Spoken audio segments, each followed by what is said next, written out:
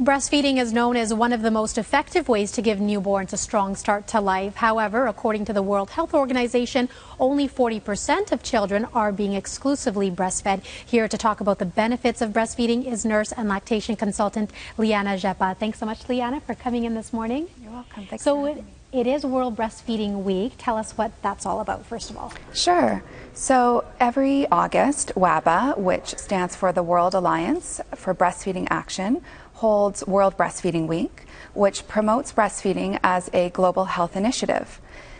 This year, the theme for World Breastfeeding Week is Foundation of Life, which promotes 3 of the 17 Sustainable Development Goals put forward by the United Nations. WABA is a partner with United Nations and UNICEF. So those 3 goals are preventing malnutrition in all its forms, ensuring food security even in times of crisis, and breaking the cycle of poverty. Okay, so when we're talking about breastfeeding, there is a bonding aspect to this between mother and child. We've heard of, some of us have heard of skin to skin. Can you maybe describe why that is so important? Oh, skin to skin is so important for both mom and baby.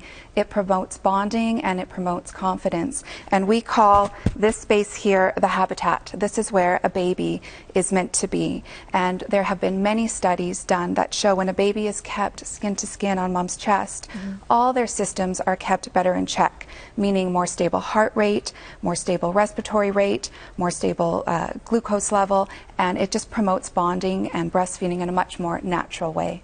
There's so many new moms out there, people who want to become moms and parents, and why is it so beneficial, especially within those first few days? Why is that so critical? Well, the first few days are so important because the milk that a mom makes in the first couple of days is called colostrum.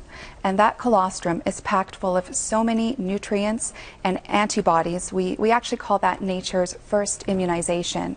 So getting that colostrum into your baby in the first couple of days will have lifelong benefits for them. Okay, let's talk about moms who struggle with nursing and even with lactation consultants, medications. They just find it too difficult and they give up. There's sometimes a stigma around not being able to breastfeed, which only makes mothers feel worse. What's the advice that you give to them? What do you want to say to them? That's a really good point. A lot of moms prepare themselves for pregnancy, labor, delivery, and then breastfeeding can kind of be a shock to them. They think it should come natural.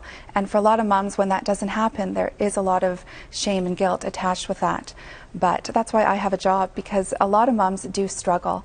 And the important thing is to get the support early on and to know that there are good resources out in the community that can help.